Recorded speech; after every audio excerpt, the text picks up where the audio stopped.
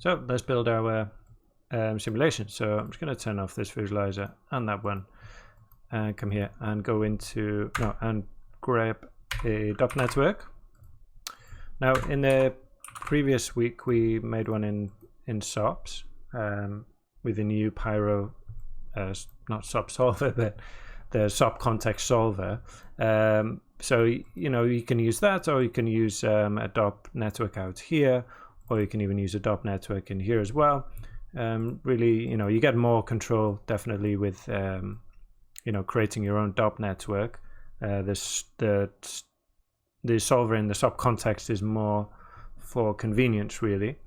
But you can do it either way. You can do a lot. The solver is great. There's a lot you can do there and get some great sims coming out really quick, as you can see as the result of our previous week's work.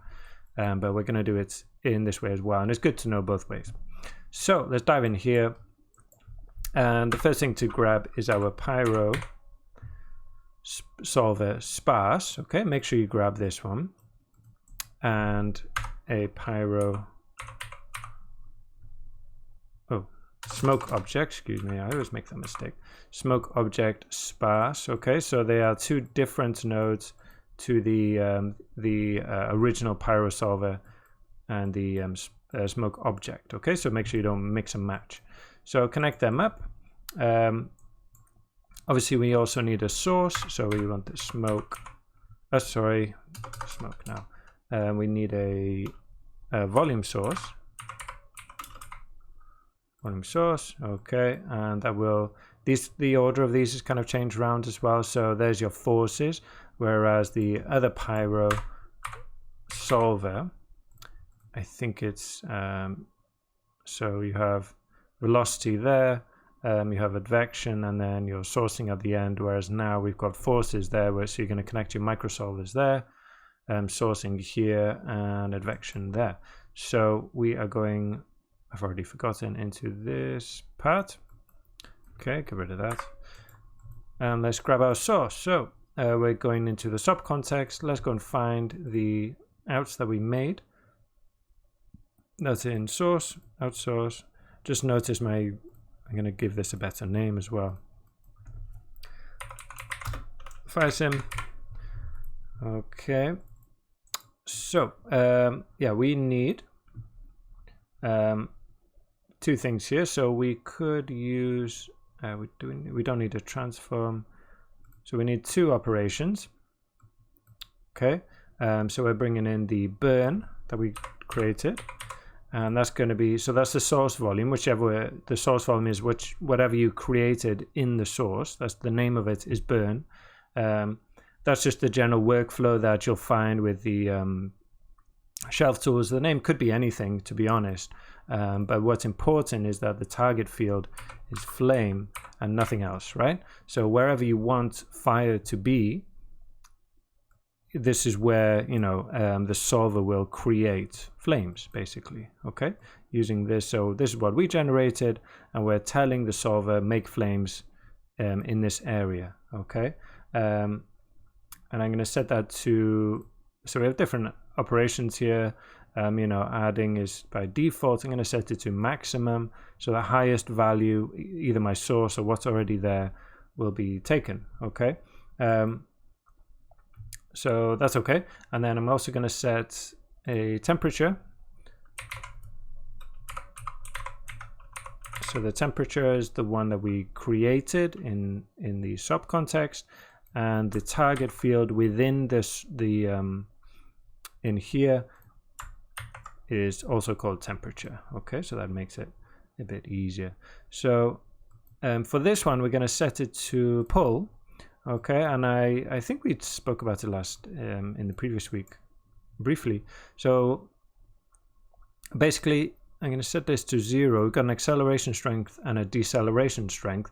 So basically, we're going to try and move the values that are within the solver towards the values that we've got in here, okay, into the source, and we're going to move them with this strength, and a strength of 50. So they're trying to, if the temperature is lower than 1, than basically what we've got coming in, then they'll be moved towards that, okay, not just set, you know, straight with, which is what this will do. Okay. You know, they're just different things. You can play around with them and experiment yourself to see the different results.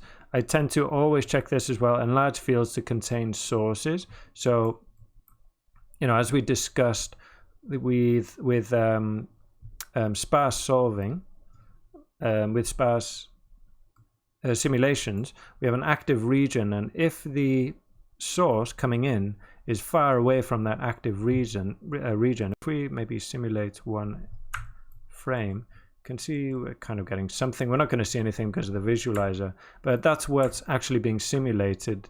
If I go to smooth shaded, that we can see it a bit better. So inside these blue boxes is what's actually being simulated. And if in the next frame my source is kind of out here somewhere, then, you know, it could be either clipped off, or, you know, this will struggle to kind of stretch to find it.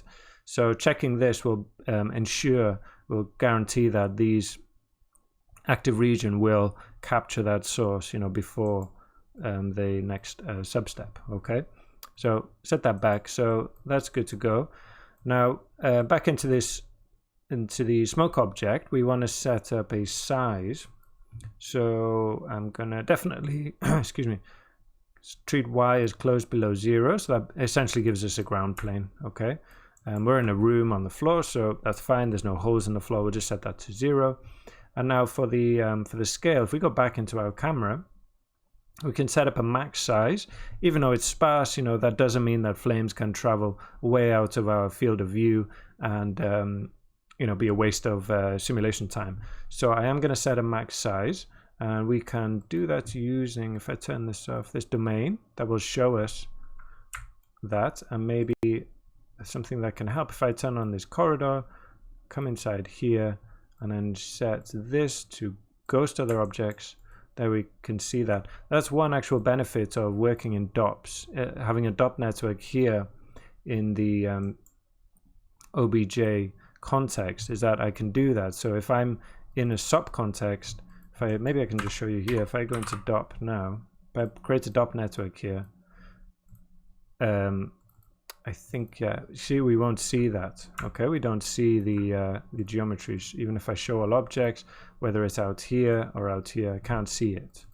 So it's just for, you know, doing things like this, but it can be handy, surprisingly, often to see what else you've got. So yeah, unfortunately we can't just kind of draw that, so we just use these values here. So I'm going to move it over back a little bit. Okay, spacebar and H.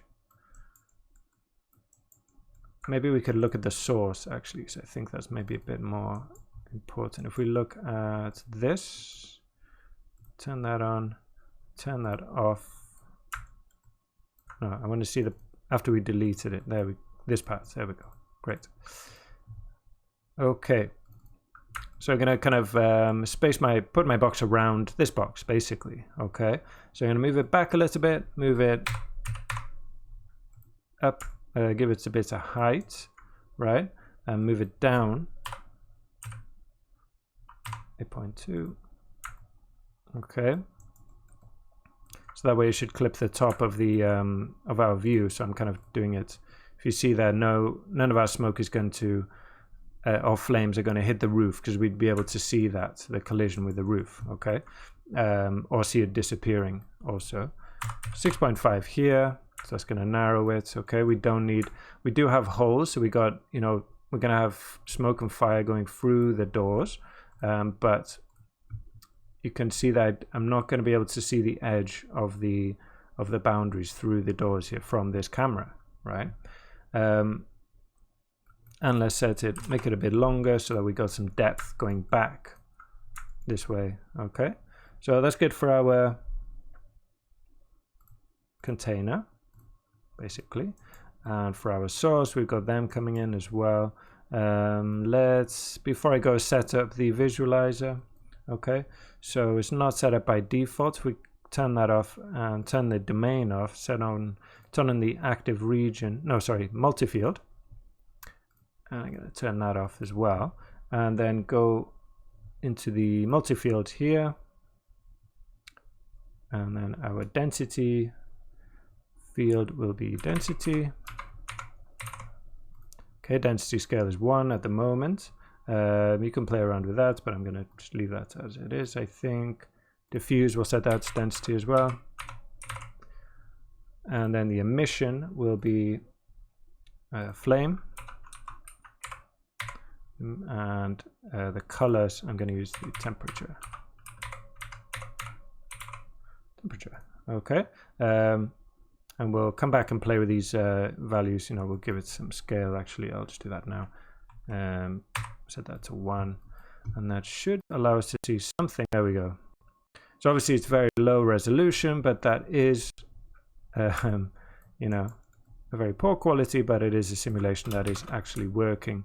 Next we need to come in and dial these values, and later also we'll add in some microsolvers as well.